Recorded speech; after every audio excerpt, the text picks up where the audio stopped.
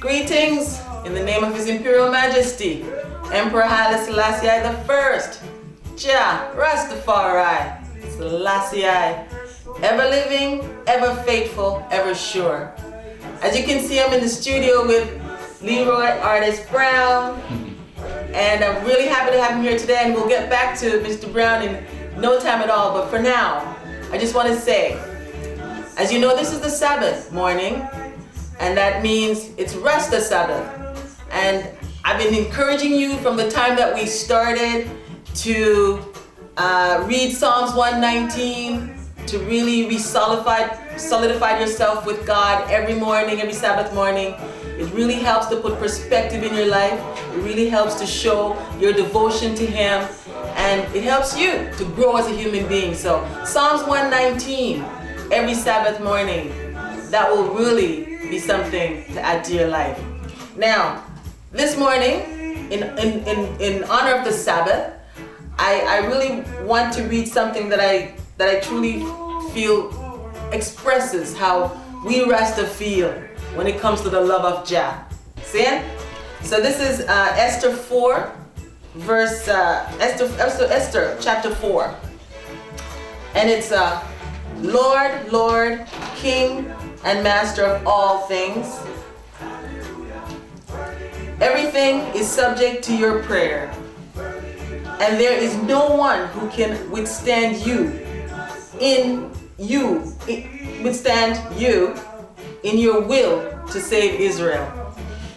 Yes, you have made heaven and earth and all the marvels that are under heaven.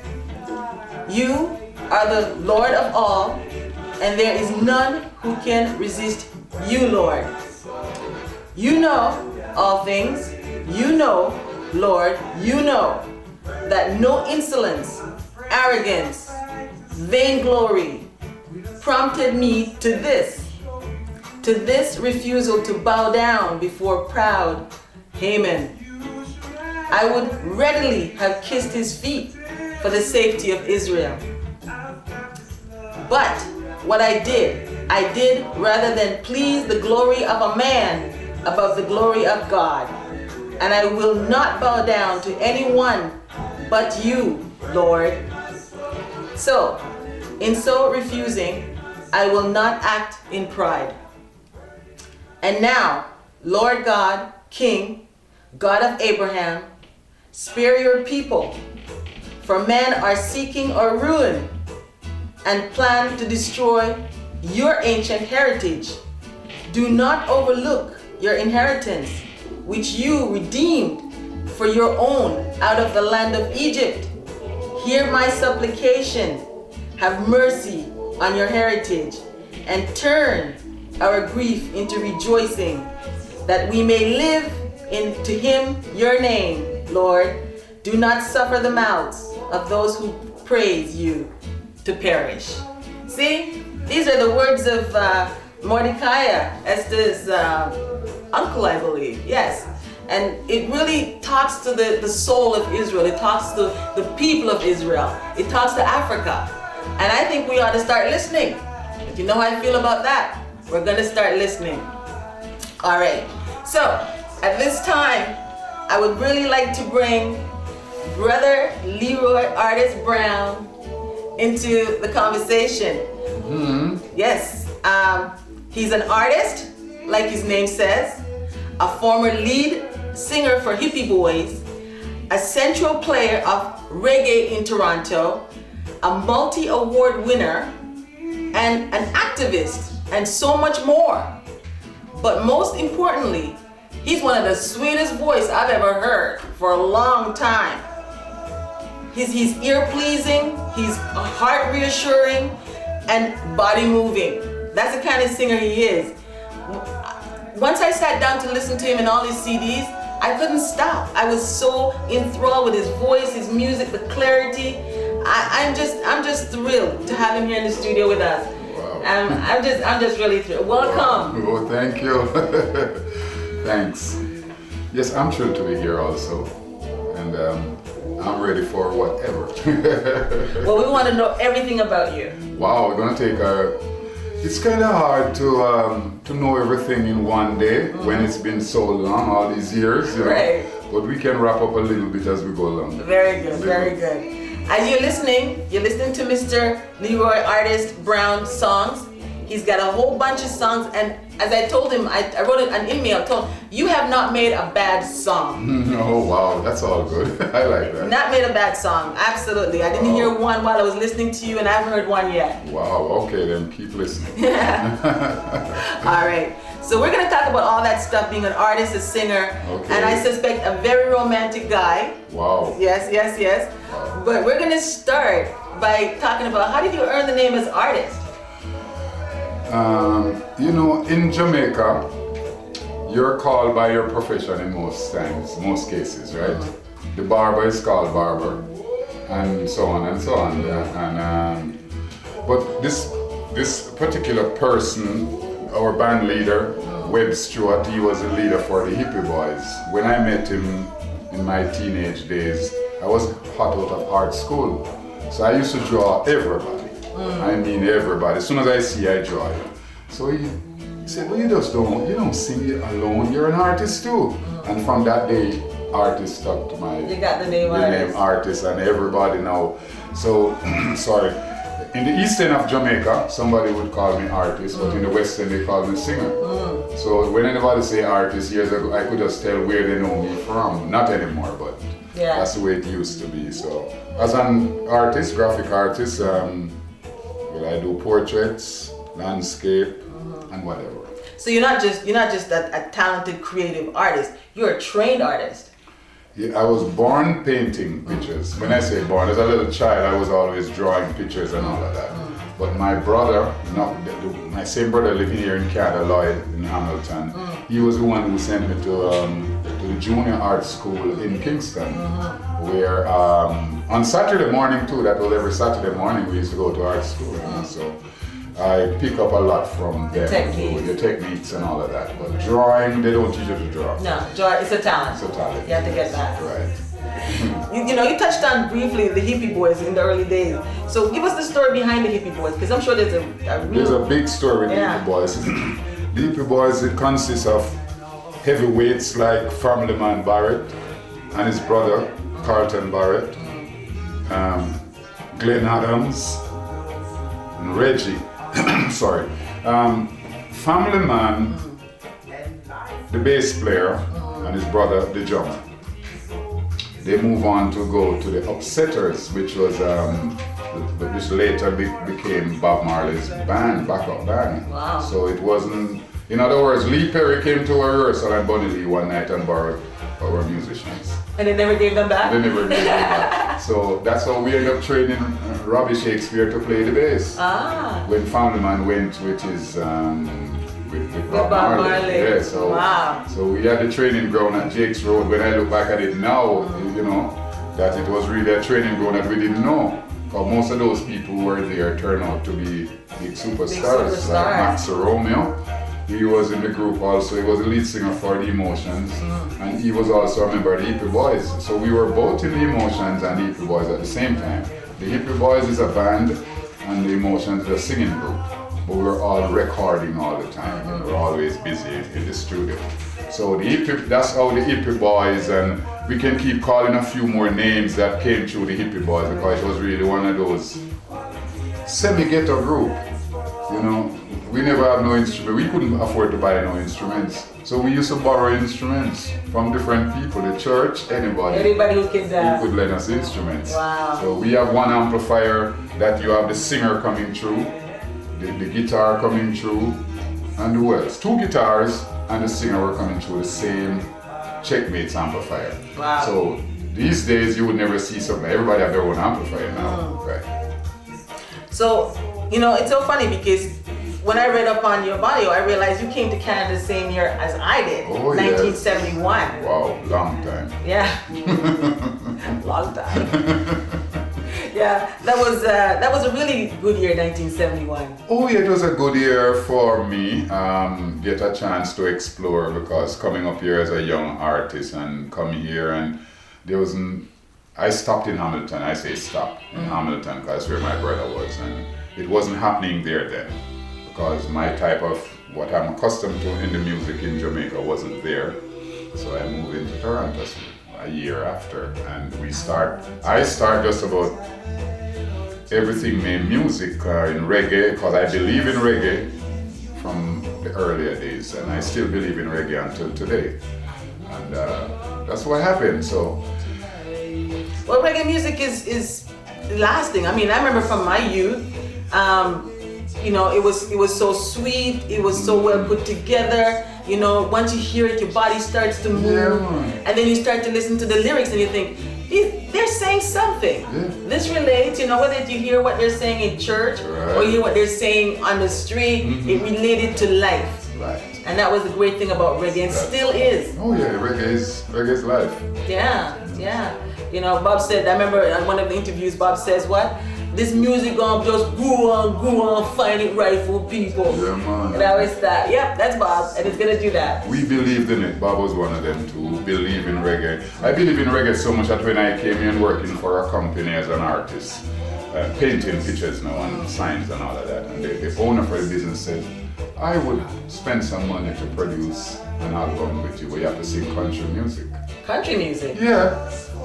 He wants your sweet voice to add to country music? Oh yeah, because that was what happening.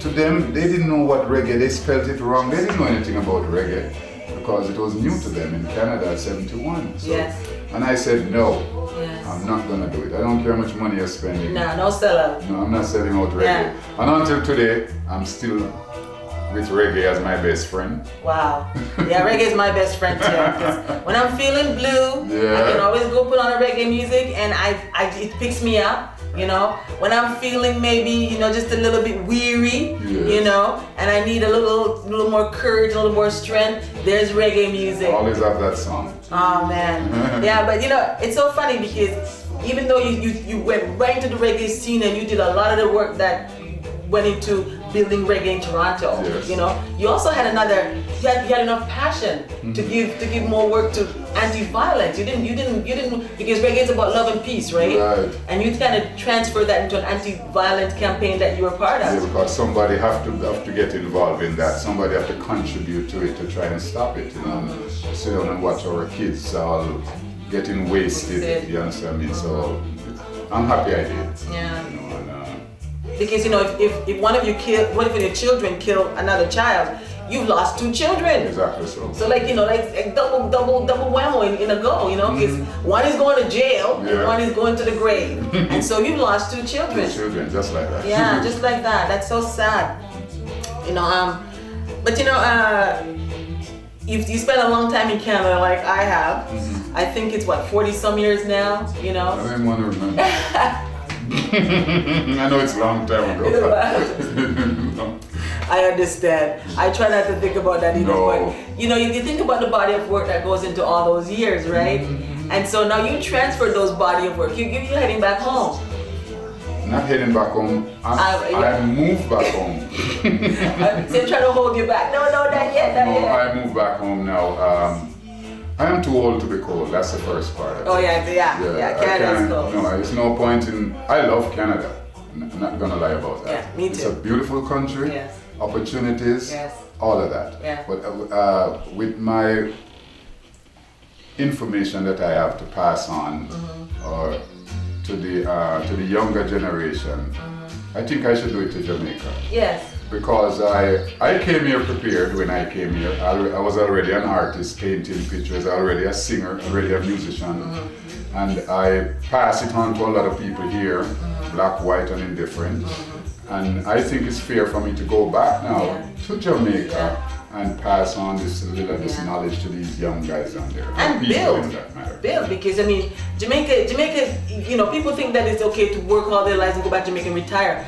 Jamaica needs people who want to go back and actually help to uplift, help to pass on, help to, you know, help, and you're in exactly where you're supposed to be. Yeah, that's what I'm doing, and it's working already, I tell you, because there's a lot of young people down there where they were just hungry for this. Wow. You bring the right equipment with you, and you show them how to use it and so on. So you know you help some children that there won't be no trouble. Because once you're in our business, you don't get into those type of troubles. No.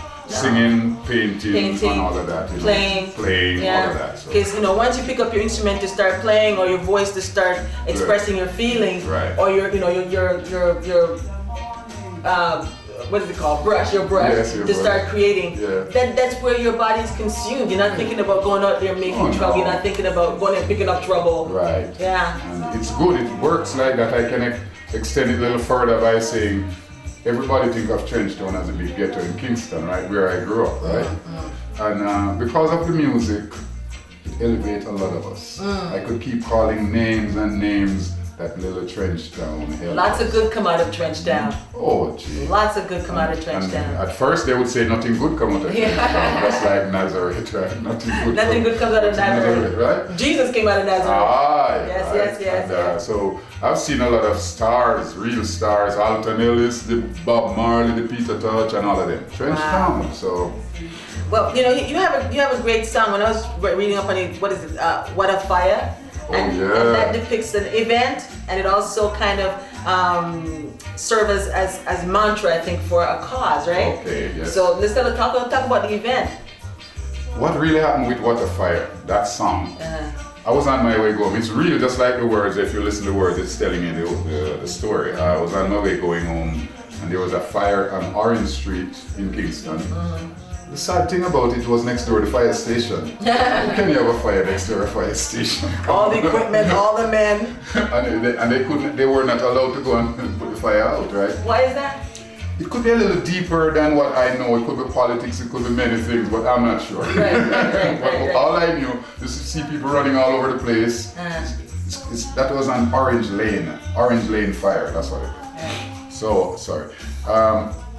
People were running all over the place, children and everybody and all of that, and it really went gross when you stop and watch it, people, little kids and all of that, animals and everything. So what really happened is that I had us to write that song. That's why I was on that bus that morning, So you're watching this fire blazing. So, and no effort to put it out. No effort. That was a big thing. No effort to put out the fire. Yeah. So that's why I wrote the song "What a Fire." So I called up my musicians. That was Robbie Shakespeare at the time, and we went to the studio and recorded. So. And also later on, of course, because "What a Fire," kind of almost depict violence. It depicts something that is not right. Right. You kind of contributed that song to this campaign that you're part of. Right, so that's the reason. What campaign was this? It was strictly against violence in the city here. In Toronto. In Toronto. Yeah. So you explained it. I remember reading you explaining, saying that violence is everywhere. It doesn't matter where it is. So wherever it is, you have to attack it there. Right. Why?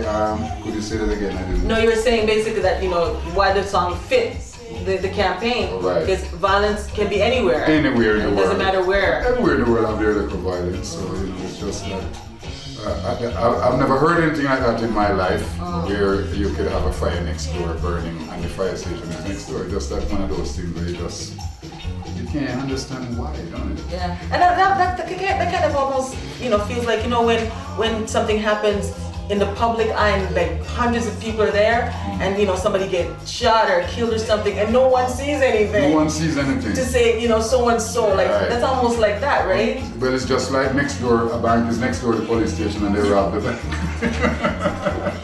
Now I know we're not talking about the Jamaican police and fire. This has nothing to do with Jamaica. This is the world. Anything happening in Jamaica happens everywhere else, but because we're so popular, everything, everything that happens with us. Oh yes, it's news because it's a name brand, Jamaica. As far as I know, Jamaica is a name brand, right? Yeah. So anything happening in Jamaica, the whole world have to know. Yeah, so true. So one of the message of that is that if you see a fire, you can put it out. Put it out.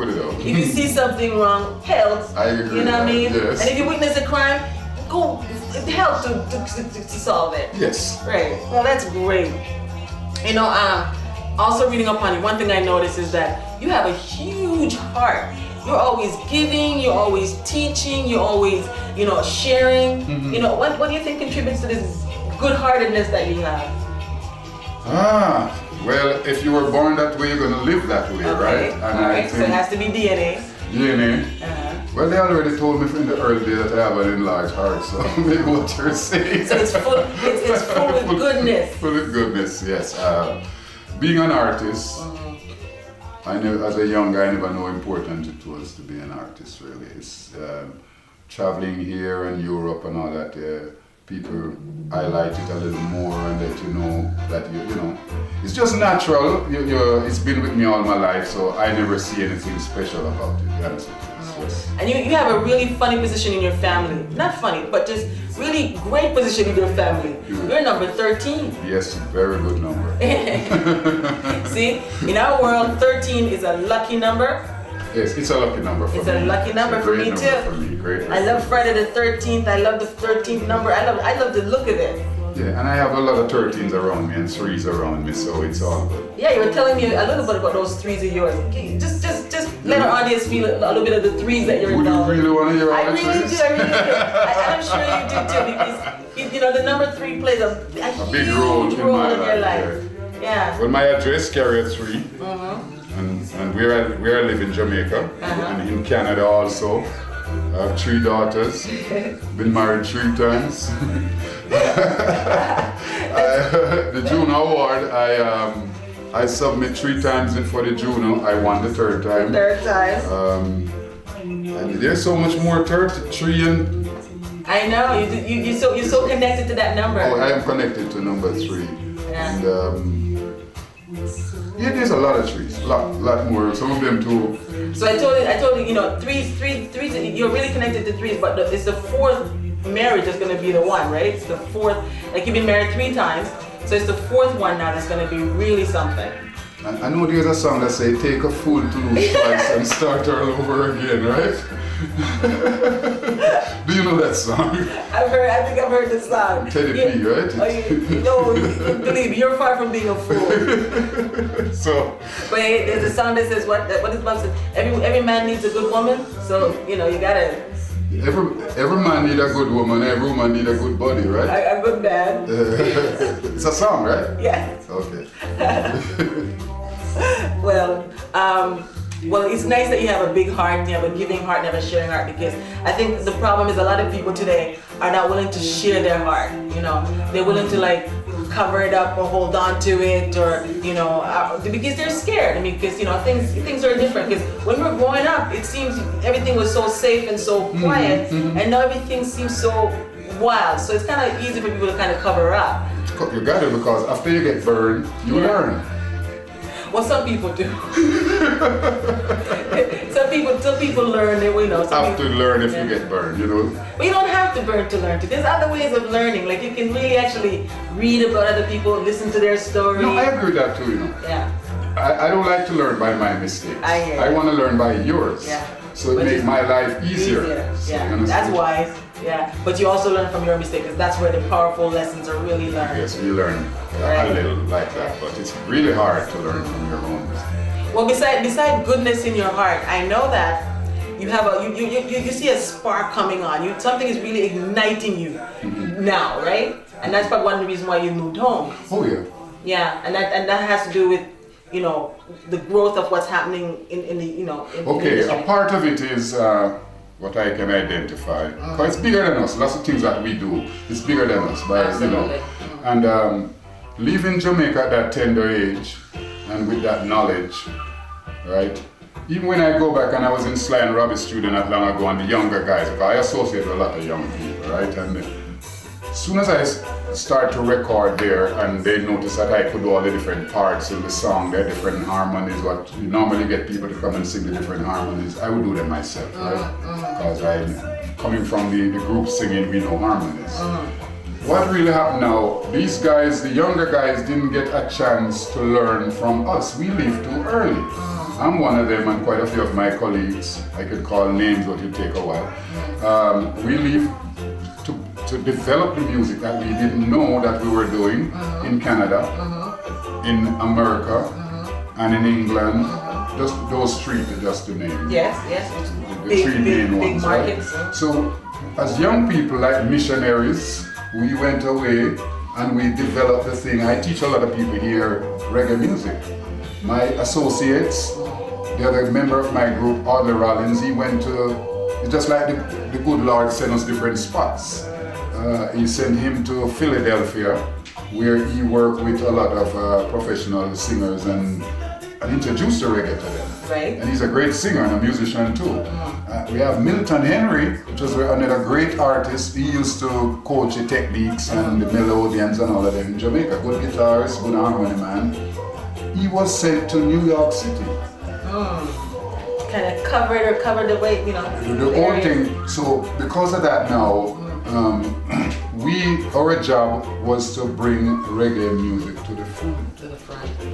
And from all these different little strategic spots, we're able to really, you know, grow something nice. We didn't know because we were so young and just doing this for the love of the music. But there was a much bigger picture that we didn't understand. Yeah, but now you kind of see what's going on. Now you kind of see the reason. I understand it now because that's why. And when your work is finished, you move on, right?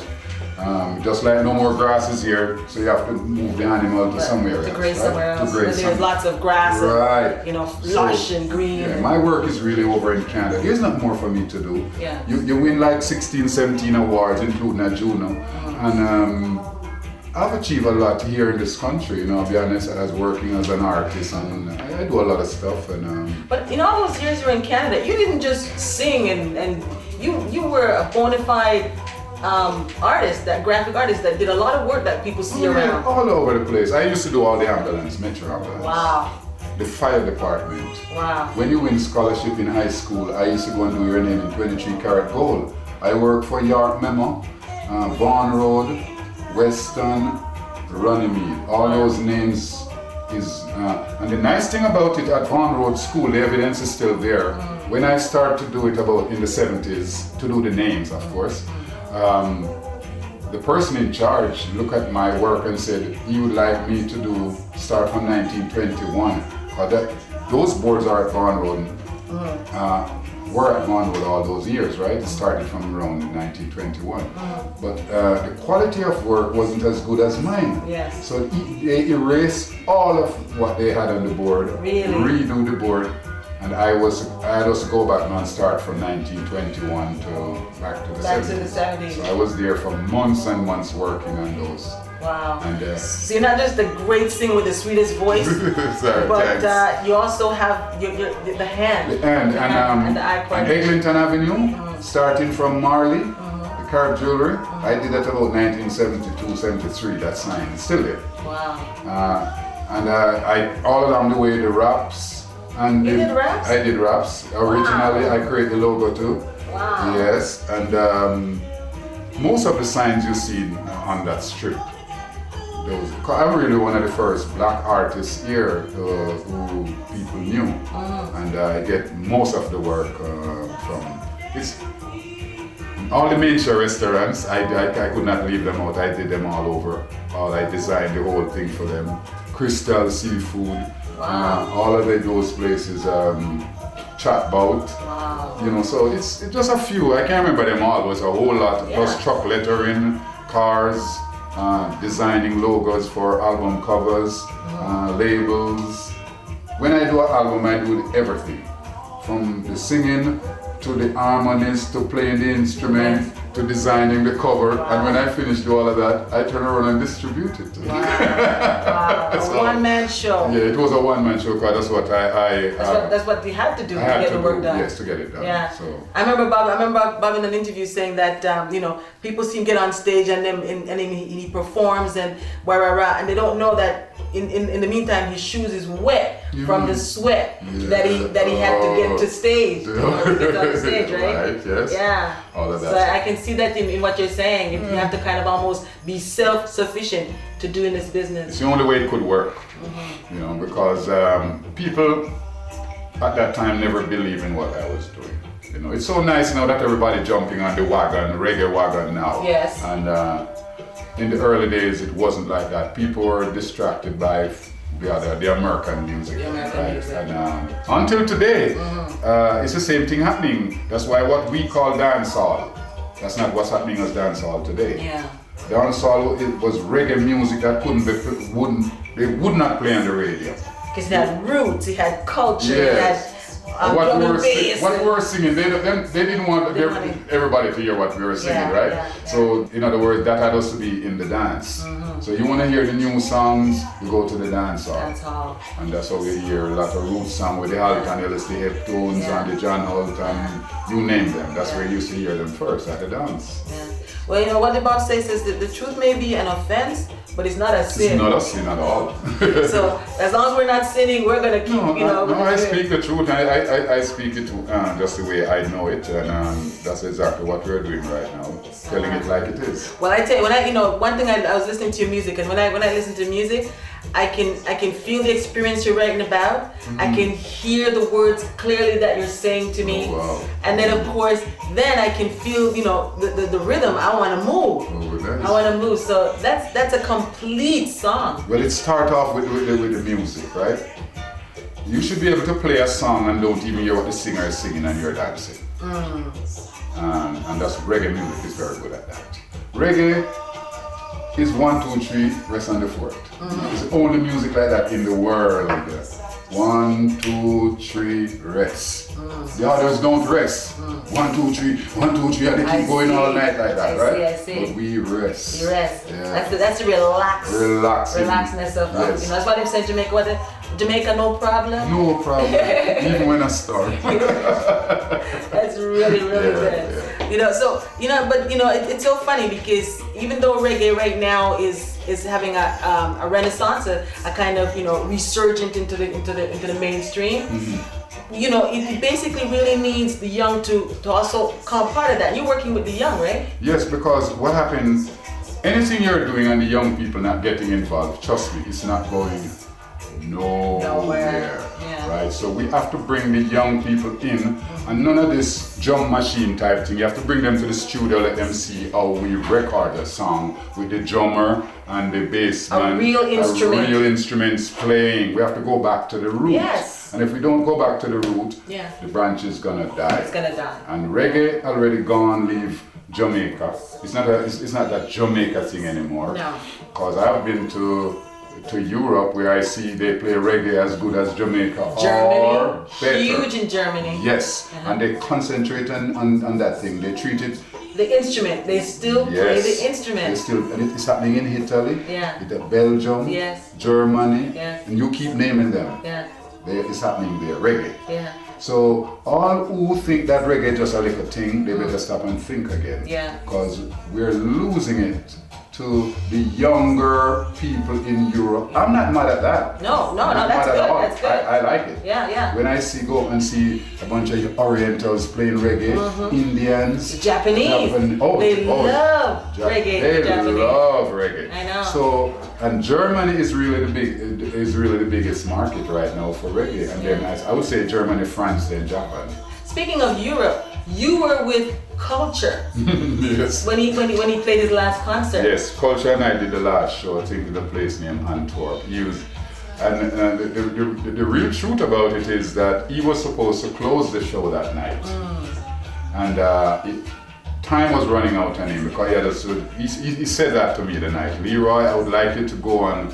I would like to go on before you, so I can travel because it's about 15 hours drive to where he's going, right? I said, not a problem. I know it's not easy because that's his crowd. He's really big in Europe, right? And Burning Spear, that type of thing, So Culture. He said, Leroy, please. I said, no problem. And I did his big-hearted, good-hearted man. Yeah, allow him to do his show. And then the morning we woke up, we heard that Culture was. Wow. Yes, we woke up. It was all over the place. Wow. So we shared that few moments together. Cause we used to sing for the same producer in Jamaica on the High Note label. The first female producer, Miss Pottinger, she was our producer. And I knew him from then, and we chit-chat a bit before we. Well, this really highlights being a good-hearted person because you have the memory of not saying no to a man who was going to go on, right? Yeah. And here it was, you had the opportunity to please this man, his last request from you. I love that. So people should really learn from this and know that when somebody asks you for a favor and you can do it, do it. Do it. Yes. do it. It didn't take Because you anything never off know. me. No. But yet you have this great, you know, memory and this story that you can share that you granted him his final wish on stage. Yeah, man. Wow. See, that 13 lucky number, that is definitely a way to go. Oh. Well, that's good. I'm really happy to hear that one. But you know, you not only work with, you know, young people with the music. You work with young people, with the artists too, like teaching them. You teach them the techniques and stuff. Teaching them the techniques, and especially harmonies, and harmonies is very important to me, and that's what lacking today. Because everybody wants to be a star. You have to live harmony before you can sing harmony. So if you're not living in harmony, it's hard there to you sing. go. Harmony in the heart. Yes. Harmony in the mind. Yes. Soul. Then body. You'll be able to sing it and feel it. And feel it. Right. Wow. So that takes, you know, thinking really good thoughts, you know, and then of course that taking maybe being physically fit, because you got to be physically fit, and then you have to eat properly. Oh, that's very important. Very good nutrition is totally. Oh, food, best food, food. Because you have to fuel the creative process. You have to really, Well, that's really wonderful. Now, living here in Canada and being born in Jamaica, you spent like about what, 20 years in Jamaica before you left, right? And then you've spent a lot of time here. You know, you've seen the difference between the Jamaican and the Canadian music scene when it comes to reggae, right? So, like, give us a little bit of the differences that you see in the two kind of music, and maybe what maybe can even bridge them together. But give us the differences you see in the music in Canada and Jamaica. The difference is the young people in Canada, they have the opportunity of learning music proper. Take it when you can. Yes, most of the kids in Jamaica can't even afford a guitar or a piano or whatever. So that's a little difference already right there. Big difference, right? Right here. The studio engineers that work with the practical. Like for instance, I use Channel 1 as an example, because it was really an indie ghetto studio on Maxwell Avenue, right? A lot of engineers came out of that studio. Some of them don't really know the theory, but they know the practical. As soon as you start working, they know to move those knobs and get the sound sounding great, right? These kids over here, Canada spends so much money, you can go Trebas or in one of those schools and come out as a good engineer and all of that, right? Jamaica don't have that kind of thing. It's just not there, right? So there's a big difference. One of the things that could help to elevate the music in Canada is producers. You have musicians, you have some of the best singers in this town, in this country. And the fact that the government support you with music here more than any other country in the world, right? You can really excel, but you need a producer to produce the sound, and a good mix engineer and a good company. Equipment already here. We don't make equipment in Jamaica. So they come from here and other places, right? But that's one of the problem I find here, what RSA difference, is that a lot of people record a song here and then take it to Jamaica to have it mixed, right? Because you want the root, the feeling in the song. You have to live it. You want the feel. Yes, you have the feel that comes out of yard. But as I said again, if you have the right producers here, you can get a lot of. You don't have to do. I've done songs here, and until today, people don't believe it was recorded in Canada. Wow. Because you're a great producer yourself. I learned that art from Jamaica, how to produce a song properly. So that is one of the problems here. That's what makes the big difference. So the fact that there's availability to learn the art, the instrument, the theory, everything, and of course there's support from the government for that, right? That's number one. And then of course the fact that there aren't producers who are willing to really work to get that sound and that quality that we need to really. It's available, but the average person will not pay for it. I see. Because it seems so simple to somebody it seems like an easy job. No. It seems. A lot of people, that's why a lot of people don't want to pay into it. Right. If you pay a producer to come and work with you, he's not biased, he's getting paid to produce a good stuff, right? He's going to do the best. Yes. Right. Most people here who say they are producing songs, they have no idea how to produce a song. They'll spend the money on the musicians and everything, but the actual, you can lie to yourself. You keep hearing your own stuff all the time, and you keep lying to yourself that it's good, right? While you need somebody outside of that box to come and say, oh no, that's garbage, or da da da. Be truthful. Right? Yeah. So that is one of the problems we find that in this country. So then again, here you go. So then again, you have people who are not ready, yes, thinking they're ready, yes, and basically refusing to really put the effort and the money and the resources into getting ready. Because it's an investment. Yes. And if you do not, if you don't spend if you don't spend the money on your investment, it's gonna fall. It's gonna fall. And that's what I'm to a lot of songs here in this country. I remember in the 70s when I came here and started doing real reggae music. It was hard for people to believe that these songs were recorded in Toronto. Wow. Yeah, but we get some real, like the song Prayer of Peace I recorded years ago while the Watergate scandal was going on with President Nixon. 73? Yeah. We wrote that song, Terry Brown and I wrote that song, Prayer of Peace. So those songs were recorded right here in Southern Canada, which was one of the top studios then. So next thing, you should make sure you go to the good studios. You have a little studio a guy set up in his little place. In my mind, those are demos. Okay. You have a demo. That's what you send to somebody you want to really produce. Yes, but okay. A lot of people are releasing demo material. Yeah, so they're not ready. No, not ready. Yeah, and of course that really leaves us with a lot of unfinished material, and that is the music. Right. Okay, so you said you found some difficulties in the Jamaican radio play for reggae. Do you think that maybe that there's a solution to that problem? A part of it, because I spoke to a few of the people, influential people in the industry down there, and what they're really saying is that they get so much hundreds of new music every day that they sometimes I think they're confused, right? Of what to play and what not to play. Payola does exist in the industry, not just in Jamaica. It exists, I can say, worldwide, but it's worse in Jamaica than most places. Wow. It's worse, and nobody have the real answer. Money play a role in most things they do, right? And if you have the money to get things done, you can actually do a favor for somebody, monetary favor or whatever it is, and ask him to at least pay attention to your stuff, right? So these things do happen around the place. But what I find in Europe, when I mentioned that I sent a song to Portugal, and it was played in a few hours on the radio, that's not going to happen in Jamaica so easy. Those people in Europe are hungry for good reggae music, and they wouldn't just play it. Okay. They would not just play it because I sent it. They play it because it fit into their program. Right?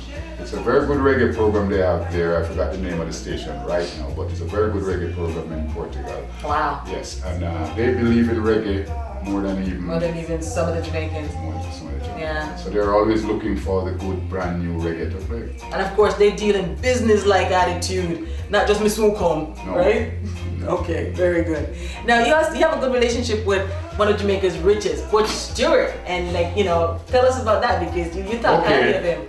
Butch Stewart is a poor white Jamaican guy years ago. He was, not is, was. Was. I knew to be learning trade. When I leave art school, I went and worked for C&M Associates on Hanover Street, where I was at number 58 and Butch was at number 60. He was a salesman then.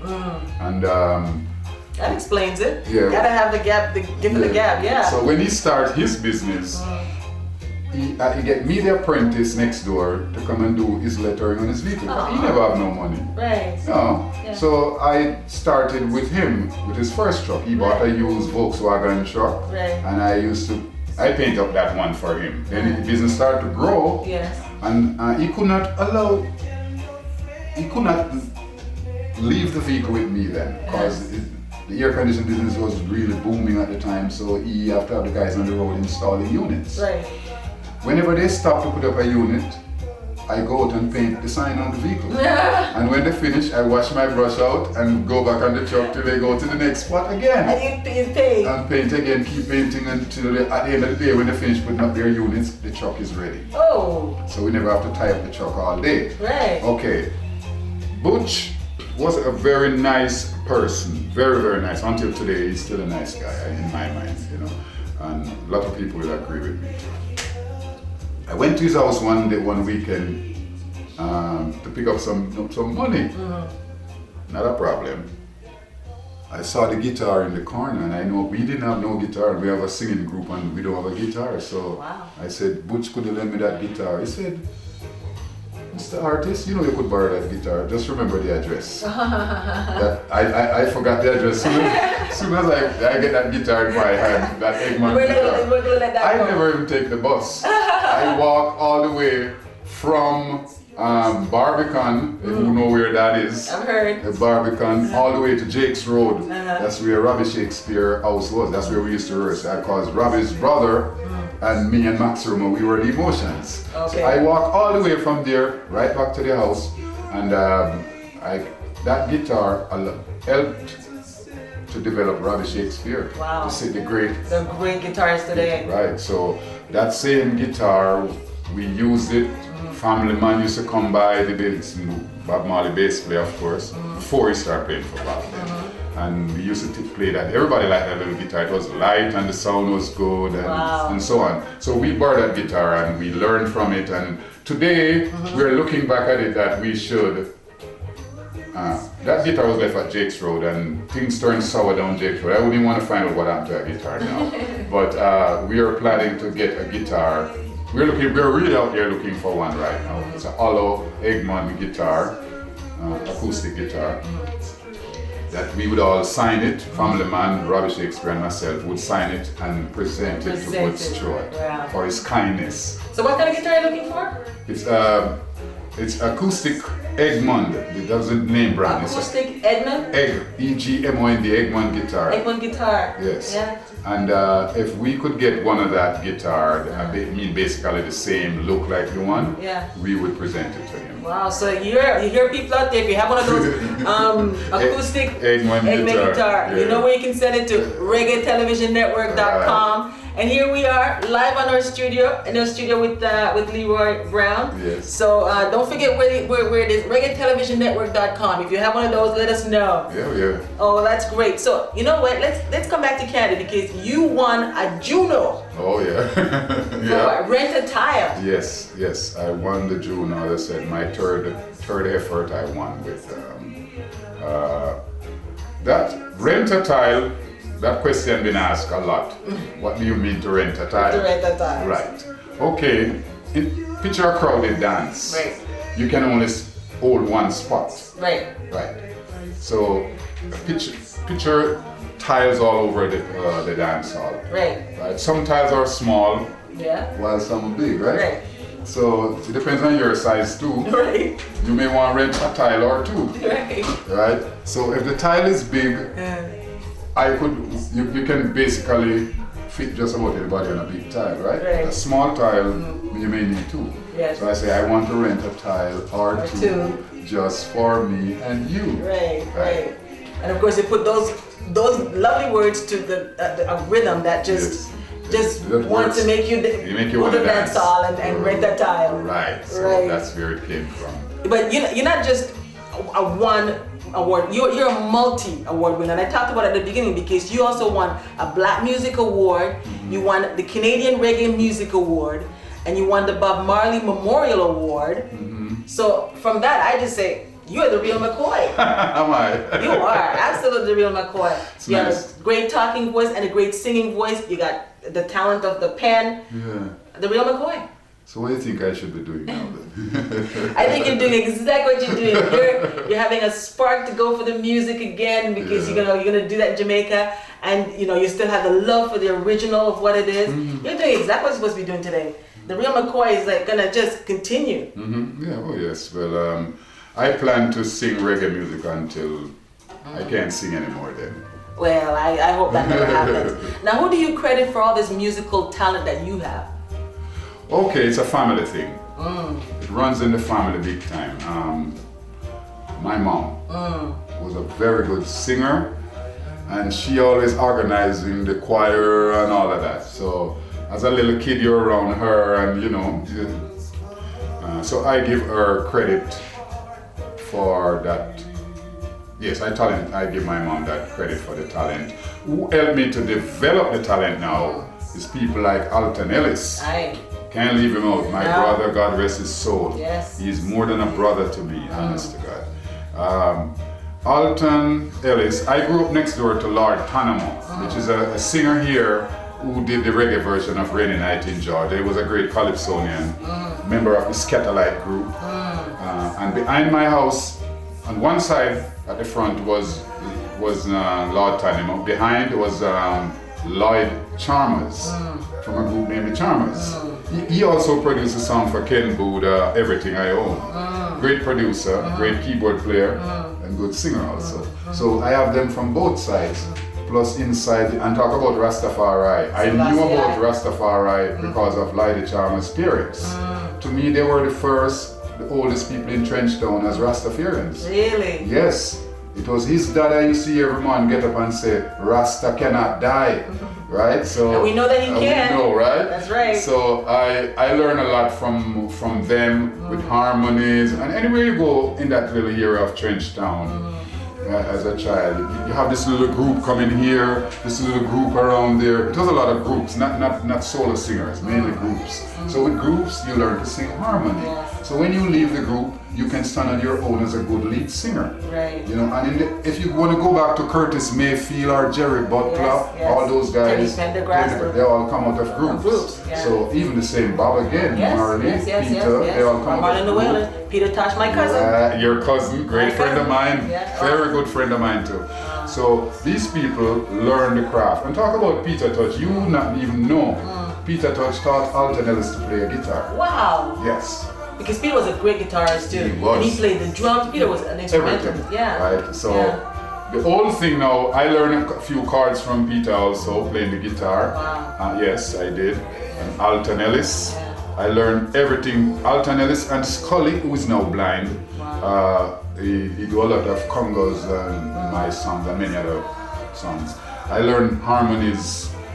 Coming from the church with my mom, we learn harmonies there, but technical harmonies we're talking about now, where these guys master it. And I learned a lot from them.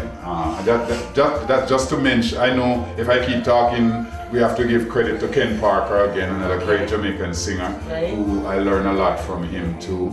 I learned a lot from Webb Stewart, who was a leader for our group in the Hippie Boys.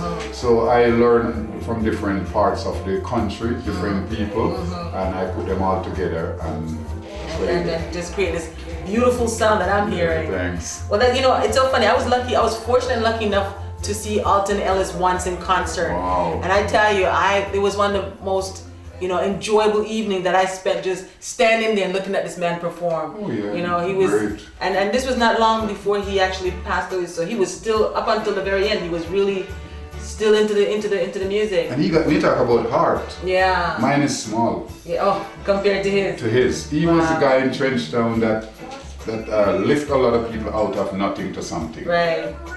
If you can sing a little, I was on the corner singing one evening at First Street and White Street, and Alton was going about his business. Yes. And he heard me singing from afar, and he stopped. And he stopped.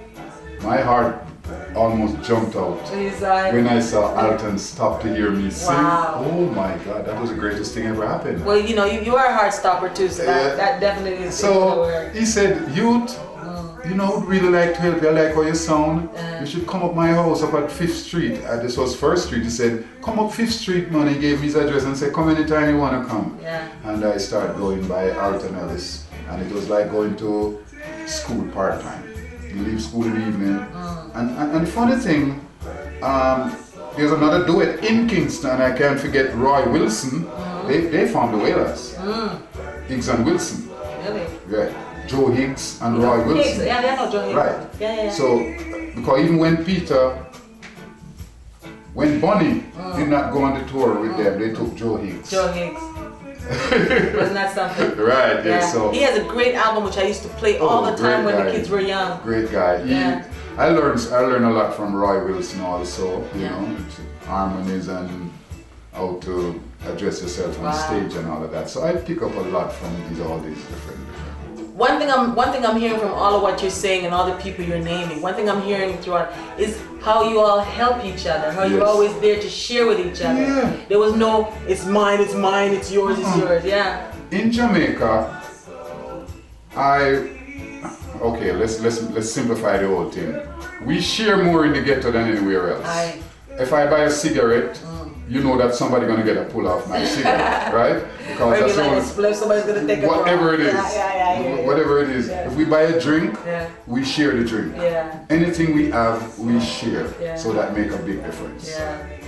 Yeah, sharing is part of Jamaican culture. It is. I don't know. I mean, tell me if I'm wrong. But I just think that there's a lack of sharing today that I can almost feel, I can almost hear it with the people. What's going on with that? I mean, you know, people are not as free to share their talent, their time, their good words. Well, one of the things is everybody have now. Everybody have now. No. I see. Before we didn't have. There was the have-nots. Have-nots. So we had others to share. We couldn't sit down and eat. Imagine you're hungry and I sit down and eat all the food in front of you. How would I feel? That would be terrible. No. So what we do, we break off even one bowl of cake. Yes. Everybody get a break. Yes. You understand me? So this way now, that togetherness, we grow with it all through life. None of this, in Canada when I came here, what the big surprise I got, a person going to buy coffee or anything and okay, there's a 5 cents or 10 cents different. You owe me 10 cents, right? I go away for 1 year and I come back and this man said, you know you owe me 10 cents? Right, we don't behave like that in Jamaica. No, we share everything. Everything is almost like a gift. Yes. And if it comes back to you, it's not necessarily the person you gave it to, but it's from another place. From another place. Yeah. But you know, we live by you give and you get. And you get, right. That's how we survive down there.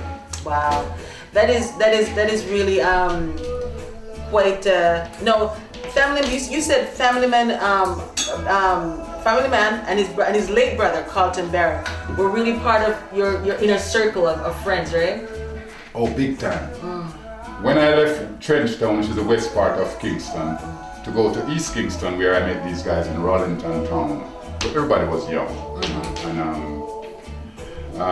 Carly didn't have a drum for himself. His brother didn't have a bass for himself.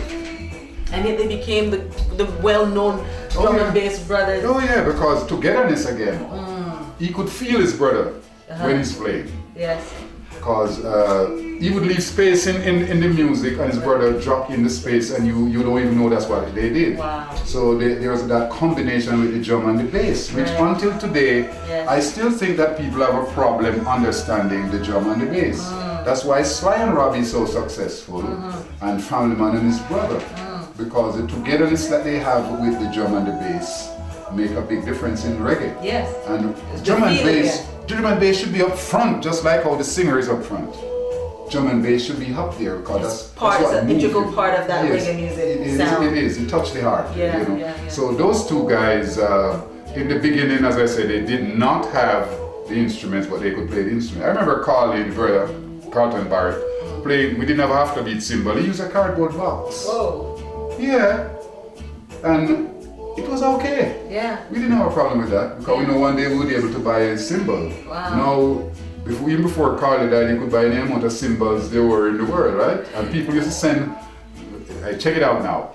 People make drums and all that, they send it to people like Carlton Barrett, Sly Dunbar, so they can test it in reggae. And at the same time, when they're on stage, at least they will see their name of their drum on stage, right? Yeah. Bass playing, same thing again. Yeah. People, we didn't have no bass, and now Family Man have a room with all bass. Robbie have a room with all bass. Some of them they never have to buy them. Wow. People just send samples to because they see that you're interested. They see that you got the talent. They see that you're worth it, the value. Everything. Yeah. Right? So it make a difference now from no instrument.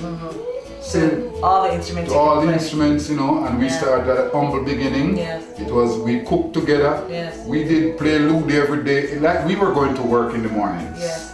at Robbie Shakespeare's house. Wow. Yes, he was the younger one then, just listening to us then. But everything started right there at 58 Jakes Road. We get up, like we're going to work, get ready and gone to work. And it pays off now because most of what I have in me came from them.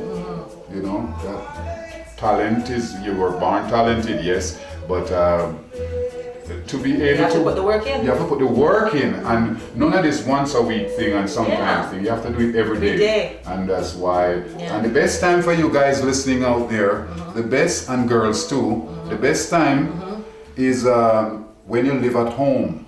That's the time to start music. There you go. When you live at home, because it can be tough. You don't have to make a hit with your first song. You know, start at home when you still have mom and dad or mom alone or whoever to help you out while you're developing your craft. Wow, that's a great lesson, because I know I spent 8 years giving my kids music lessons, and you know, some of them are still in it, and some of them have totally said no, but at least they have it. Yes, they have it. And next thing I would like to highlight too, the disrespect that happened with musicians and singers. From their spouse. That doesn't mean wife now, it means husbands too. Right. You tell them. On both sides. Yeah.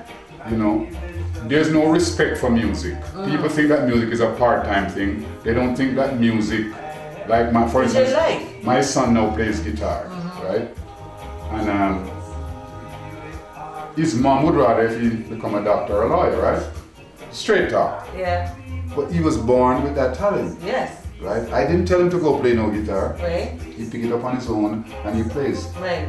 When he asked me what do I think, take it to the highest level. You want to go to university as a musician, go. Go. Learn everything there is to learn about it. But do not think that music is just a hobby or everybody see. The thing I hate, as soon as you introduce me, a friend says, oh, you're Leroy Brown, can you sing a song? Right, so to me, that's not very respectful. No, it's not. No, there's more to you than... Yes, when you see a lawyer, you don't tell him your case. You tell him to come to his office, right? That's right. You see a doctor, you tell him that your belly hurt you or whatever. Respect. You tell him to come to his office, right? So when you see a singer, not because he sings, that doesn't mean he's going to sing for you. That's right. But it's his job. That's his job. That's right. See, I love that, because we were just talking before we came on about how the fact that for the creative, a lot of people don't have the respect for the creative because they don't see that mind, you know, smoking, they don't coming up with that song, you know, they don't see that mind, you know, having to really put a lot of the energy into writing those words, you know. So they don't respect the fact that you are tired.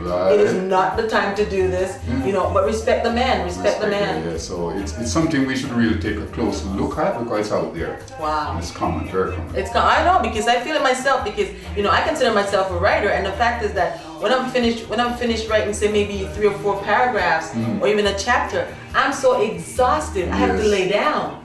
You know, but people say, "What do you mean sitting there all day?" All day, yes. What do you mean? Yeah, right. They don't know. You don't know the fire that's going on up here, and you know, and the control in your thoughts. You know, you have to control your thoughts so that you can stay on track. And so I know what the creative art. I'm faced with that all the time. I can imagine. I can imagine, and maybe people have not appreciated the amount of work that you have to do to have what you have and to do what you do. They can't see it. It's unforeseen.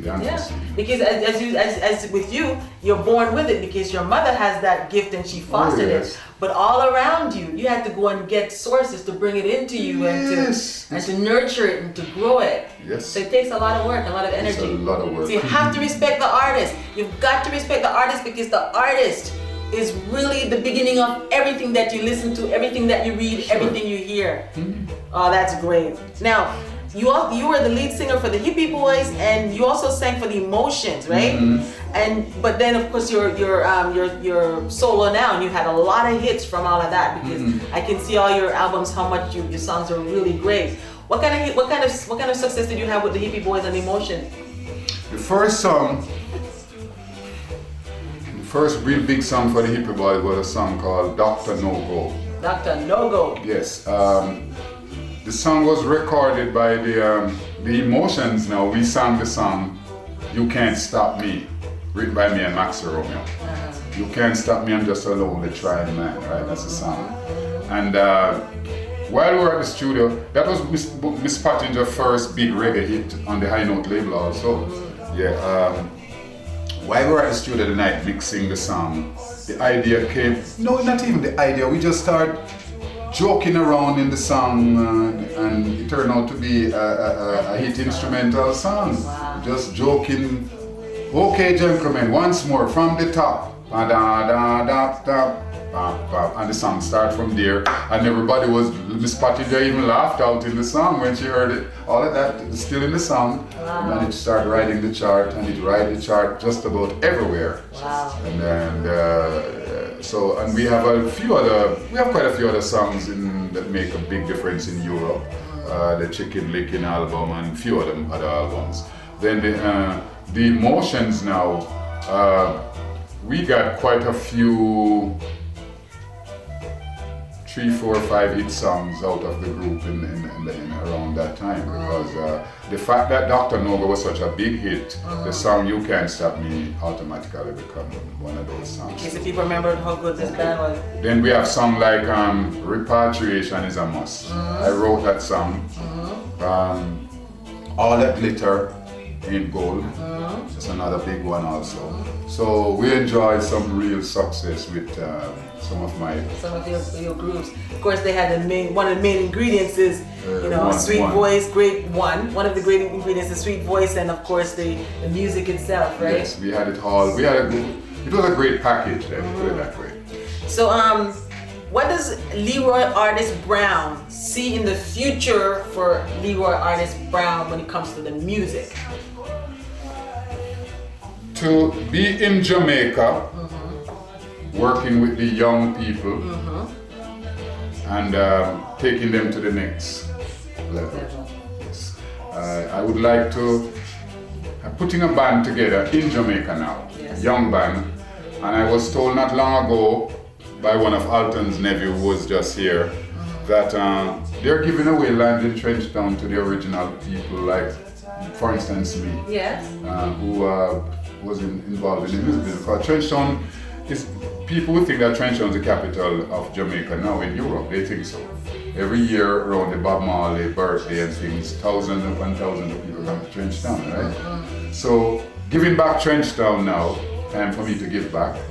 I want to go and put a band together down there, and whatever place they're going to give me, if they give me or if they don't give me, that's not going to stop anything. Get that little group happening and expose them to the world. You know, I think that could be a part of my big. Well, we're looking forward to that, and we here at ReggaeTelevisionNetwork.com is going to be a big supporter of that. We're going to be keeping an eye on this man. Please we're going to bring everything we can when we can about him to you. Now, you mentioned at the top of our conversation that you've been married 3 times, and so that takes a lot of courage, a lot of guts, yes. But I know that there has to be something in a wife that you almost want to look for. So give us an idea what you're looking for in a woman. Respect. First thing, respect. First thing, respect. Yes. And love my craft. And love your craft. Really? Yes. Because most people don't have the respect for the entertainer.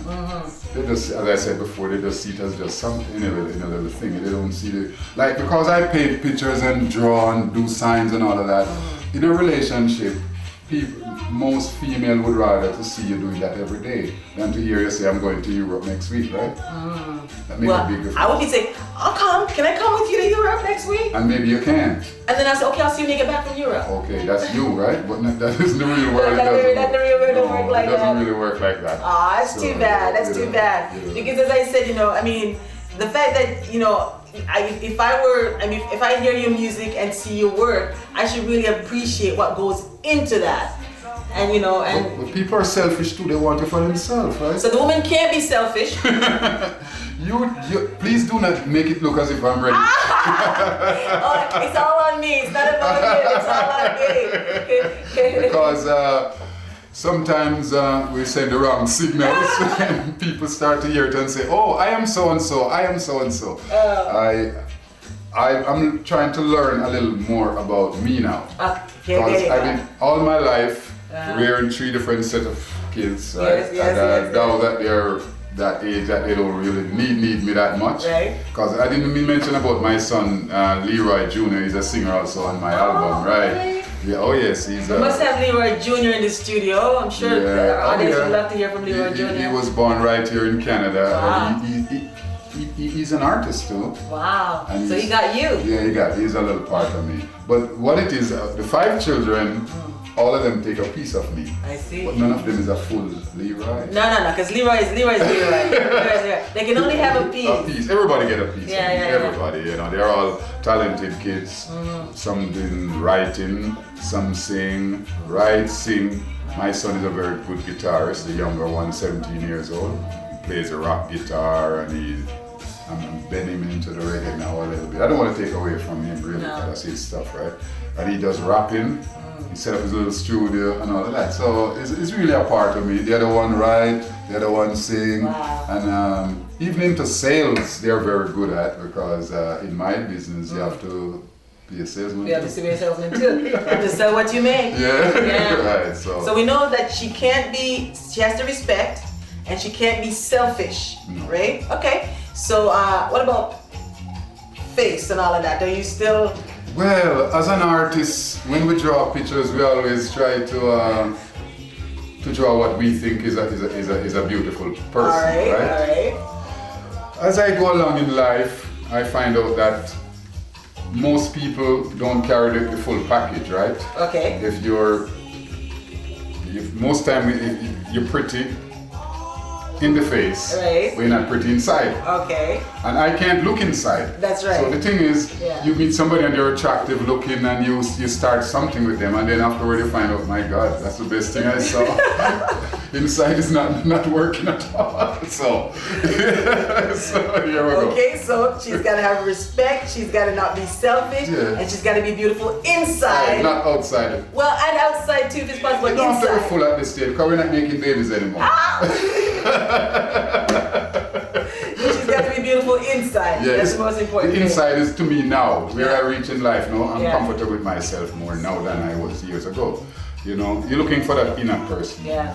Actually, I was listening to Oprah last night with talking to 50 Cent, and Oprah said, you know, she was talking about the fact that she and Gail have been friends now forever, and she says in order for anybody to be her friend, they have to be satisfied with their life. They can't be looking to have your life. Right. So that's really important. She's got to have her life. Make a lot of sense. Yeah. Because you know, if people are coming around trying to take your life, they can't take your life. It's your life. No, everybody come around me want to rearrange me. There you go. Everybody. And the thing is that when they first saw you, they like what they saw. They like what they saw. But now they want to come change it to what they want to see. They want. So I am not the kind of person you can make over. No. Why would you? I will not. I'm comfortable with myself. I like what I do, and I'm not going to change what I do to please nobody. Right. See, there you go. So now we're going on the list. She's got to have respect. She can't be selfish. She's got to be beautiful inside, and she's got to have her own life. Something going on about her. About her, right? Yeah. Yes. And that's about it. You know, it's not much more than that you're looking for. Even though one girl told me later that your standard is too high. I think your standard is absolutely what it ought to be. Yes, I absolutely. And if most of us would really spend that time, well, you know what happened? What I find with relationship, you don't get that enough time with somebody before you find them out. Take time to know her. Take time to know her, but most of the time we don't. We don't have the time. Yeah, you have to make the time, man. That's what Percy Sledge said. My mama did tell me to take time to know her. I would like your interview person. It really takes time to know somebody. It's not an overnight thing, you know. No. People show you the side they want to show you. Yes. I'm on this camera, and if I know that I have a cut around here and I don't want nobody to see it, I avoid it. You avoid it. So they show you the bad side until they can't hide it anymore. You show the side you want to show. Yeah. And that's what happened with most of us. All right. So the list: she's got to have respect. Can't be selfish. She has to be beautiful inside. Yeah. And she's got to have her own life. Yeah. And she's got to show her dirty side just up front. Be honest. Right. Don't be hiding something behind and knowing that this man should know that, and then 20 years down the road it's like, honey, I forgot to tell you. Most people hide. Most people will hide. I don't think there's anyone out there who's that upfront to show you everything or to tell you everything. No. Yeah. I don't like to dig up nobody's past. It's your business, right? Your yes. past is your own past, right? I don't want to hear it. but the present. Yeah. Where we start from and what we're gonna do. But most of the time the body thing get involved, and once the body gets involved, you don't want to let it go. Yeah. And you figure flesh is weak. The flesh is weak. And you know men are weak, right? Well, you won't they know. shouldn't be. Men are only physically strong. Yes. But women are stronger than us by far. Well, we need to be, because we're the one that have the children. We need to be really strong. Yeah, I don't know why it happened like that. God made women like that. Yeah, yeah. And most women are like that. You're stronger than us. But men, take me years to talk like this on camera in front of so many people. Yeah. Men are weak, women are strong. Yeah. And the woman can make the man stronger if she show respect, if she show her true self, if she tries to stay beautiful inside and just don't think about the outside, you know, and have her own life. Right. Yeah. That's a big part of it for me now. If not, I can be lonely. You should never be lonely. I don't think anyone who's this talented should be lonely. Shouldn't be? No, absolutely not. Okay. There has to be, comfort in that way, because you comfort so many with your sounds. I agree with that. Yeah, I mean, when I listen to you sound, no matter where you are in the world, you're comforting me. Right. So I think wherever you are in the world, you should be comforted too. I think so too. Yes. So I'm rooting for that comfort. Oh, great. Well, you know what? I can't let you go without talking about what other. You won the Black Music Award. What song did you win that for? It wasn't a song. It was the contribution that I made to the music. To the music. Yeah. What about the Canadian Reggae Music Award? Is that the same thing? The contribution? No, the Canadian Reggae Music Award now.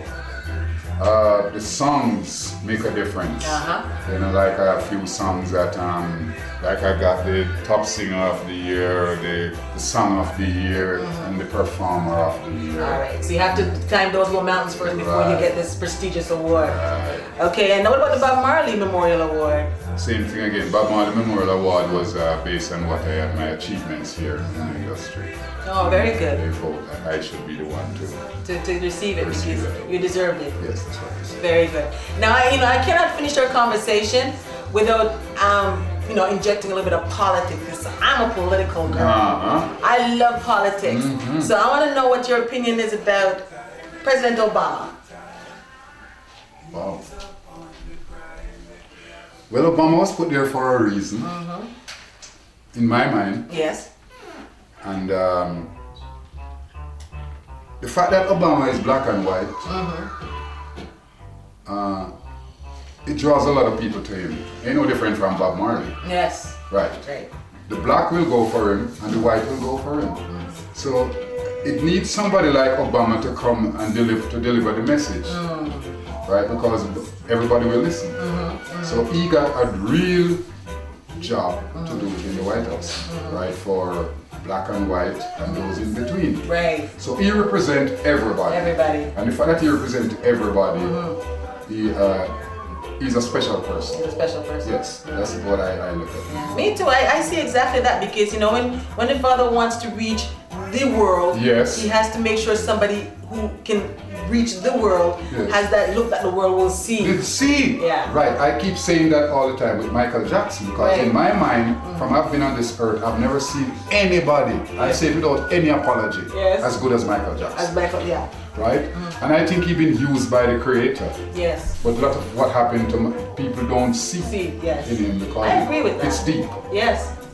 I mean, after all, Michael is the only man in this time that we've seen turn from black to white. Well, a part of that, in my mind, is that the lesson is right there. Yeah, there you go. You can leave from black to white, but it's not easy to leave from white to black. So there's a lesson right there again. So the whole story is right there around the sky. But people follow the negative of what the media portray about Michael, which I never believed in the beginning. Michael was a saint. Right. Michael was a saint. I would say that. Maybe he won't be given the sainthood, whatever that means to other people. But to black music, to the world, Michael was a saint. And as we know, saints don't last very long on this earth. They're too good for. When your work is finished, you have to go. You have to go. And his work, what else could this guy do? What else could he do? Sing some reggae songs? Yeah. See, that would have been great. I think that was the next move. That was the next move. I think so too. But one thing I do see is that great people, they just have to go. They just have to go when the time is ready. When work is over. When my work is over, I will fly away. Home. So it's in the book. There you go, Bob. 36, he was gone. Yeah. And he left us so much that today, on every street corner you stand up, you're going to hear Bob. On every... I have to see my face. Yeah, but I'm not out of this race, and I mean, it's amazing. He was brought there for a purpose. Because there were, in my mind, and a lot of people will agree with me, there was a lot of singers in Jamaica that was better than Bob. Okay. Oh yeah, and our equivalent, Dennis Brown. Yes, Dennis Brown. I could call Leroy Wilson, I could say Leroy siblings, and I could call Alton, Ellis, John Holt, all of them guys. Yeah. They're great singers. Yes. But they did not have the marketing tool. Bob Marley, he had that. Yeah. It was very easy to promote Bob. Yeah. You know, great as he is, you know. But Bob was great at promoting himself. He used to promote himself. Because you know, first of all, when he took the look to go with the feel, you know, it was over by then. It's a package. But then he came with the spirit. The spirit of Rastafari, because it was through Bob that I could feel the spirit of Rastafari. You see that now? It was new to the world. Yes. Dreadlocks, right? The world didn't know enough about it. So Bob, we all used to dress up in our suits when we go on stage in the early days. They did not portray Bob like that. He was like a rock star because you needed the other people to be interested in him now. He started wearing tear-up jeans and things like that, and with his guitar and his dreadlocks, and his knots flying, and his philosophy and all that. So the whole thing put together made Bob a real good package. Yes. Oh yeah, Bob. He had it all. He had it all. As you do. I mean, as I said, I'm not taking anything. When I talk about other artists, I'm not taking anything from being here with you, because I'm telling you, you know, I could not stop listening to.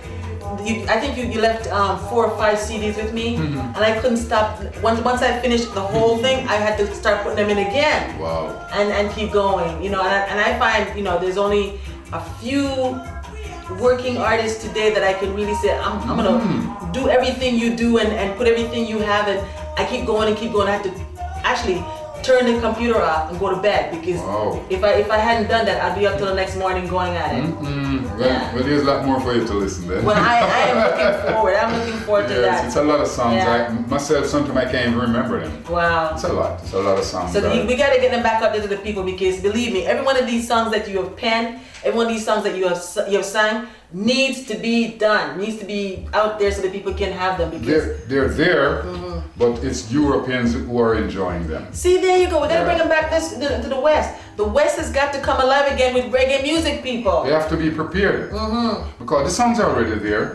Not just my song. There are a lot of great songs that this part of the world never heard. Because they don't have no time. They don't spend no time to listen to that, right? Because I spent time in the studio with Errol Black for the first week, and then yours and my man Vernon. Vernon, hi Vernon if you're listening, and hi Errol if you're listening. Errol, man, I know him as Slippy. We know one another from way back in the early days when he used to live in Kitchener. Yes, he's still in Kitchener. He's still in Kitchener, Oh yeah, man, great guy. He came all the way down for us, so we're really thankful. Always being indebted to Errol for that. Good person, I like him. He's a good musician. He's one of the few guys who play the bass and sing. Oh, it's not the easiest thing to do. No. Right, and he's one of them, and he plays it well. I watch him develop his craft over the years, and he's good. And Vern was on the show because of Vern why I met you. I know. Vern, the same guy who sing the song Money Worries. Great guy, a great person, good writer, good singer, and he live in Canada. I know. The talent and the wealth is here, and so we got to make sure that the people and the talent now come together. Because the people and the talent have been separated a long time. We're losing out. Yeah, we can't lose anymore. We got to make sure that the music is here. The music is going, and the people like yourself is very accessible to the people, because we need it. But people have to reach out if they really want it, because we already do our work. I forgot to even mention the great Willie Williams. He lives right here in Chicago. Willie Williams, I'm hoping to have him next on the, hopefully soon on the program. And he happened to be a cousin of mine. Wow. Yeah, he sing the big song. A lot of people won't get no supper tonight. That's Willie. Well, you know, it's so funny. How I was introduced to Willie's music was that I went to a Chinese place to do some workout exercise, and the lady put in this beautiful reggae CD on this Saturday morning, and you see all the little older Chinese people, and my sister and I were the only 2 black people there. The rest were all Chinese. Okay. And you should see them move to this William CD. When it was finished, I said to her, "Where did they get that music?" She goes, "I know the guy who sing them. I have his music." And through her, I was able to get a Willie Williams CD. I was telling this one. Yes, that's how I got his CD. I know about him, and I played that CD till I couldn't play it anymore because I love every song he had on there too. And that talent is here. See, I know the work is here, the talent is here. All we have to do is get the people to really get to the music, because it is really important that they do that. I hope so. I hope they do it soon, because if they don't, then the thing is just gonna drift away, because we can't afford to do that. All the great artists pass through Canada. Yeah. You'd be surprised to know the artists who live there. Yeah. One of the greatest ska singer still live in Canada until today. And you have a lot of guys like the same Alton, the Vic Taylor, all of these people who are living in Canada, loving there. Leroy, Gibbon, Carlene, Davis, and you keep naming them. They were living here, but they keep faced with this brick wall every time. It's not moving. People are not supporting. People are not being genuine. No. People are not wanting to really see, the growth. Yeah, so we got to change that. And ReggaeTelevisionNetwork.com is going to change that. We're going to change that. Beginning here at ReggaeTelevisionNetwork.com, we want to promote the music, want to promote the artists, we want to promote the greatness. So you're going to help us. You're going to be here with us. You're going to help us. And you're going to really find out that there's a wealth. Because there's a lot of young artists ready in Canada right now. But if they don't see anything, they're going to drift. Yes. They're going to go to the other thing that look as if it's making money for them. And they ignore the reggae. To them, reggae, what's that? Yeah. You got to get to know reggae again. And if you're a young musician, reggae musician out there, and we would be very interested in talking to you. We want to know what you got going on. We want to hear from you. So contact us on our contact page, and so we can find you out there. So we're going to promote this music. We're going to grow this music, and we're going to make sure it gets the hype where it needs to be.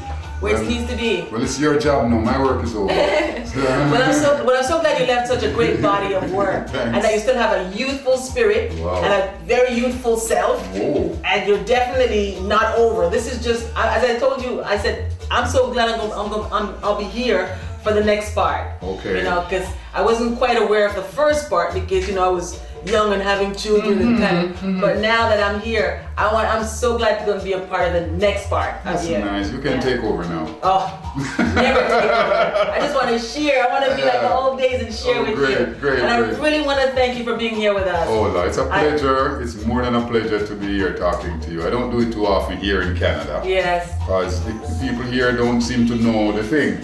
When I go over Europe, 18-year-old interviewing me and they know the story. They know the story. We have our own kids here, they don't know the story because they're not interested in the story. Well, I blame it on the parents. Yeah. I blame it on the parents. You got to get those kids back into the culture. You got to get them back into the roots. Right. We need you. We need them. So parents, I'm telling you, I'm challenging you. Get back into the groove so that your kids can get back into the groove. It's a great they can appreciate stuff like what brother Leroy Artist Brown put out for us and to enjoy. Well, I'm very happy that you invite me to your program. I'm glad I could make it here, because it's just one of those things that I wasn't expecting at all. I'm just here from Jamaica to take care of some. And I got you just the perfect time. Just the perfect time. Well, that is Jeff. That is Rastafari. Yeah, it's bigger than we. Oh, it's bigger than we. Well, I'm just going to say, I really appreciate you being here with us on this Sabbath morning here. And I'm loving the fact that I have Brother Leroy beside me.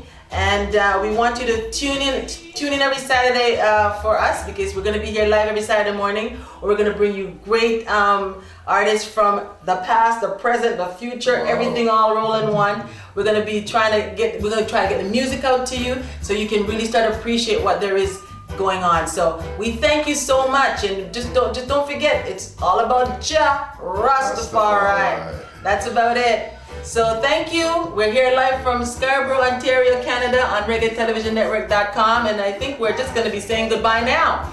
So we will see you soon, and thank you again, Rastafari. Thank you. Yes, sir. Selassie. Wow, this is great. Thank you so much.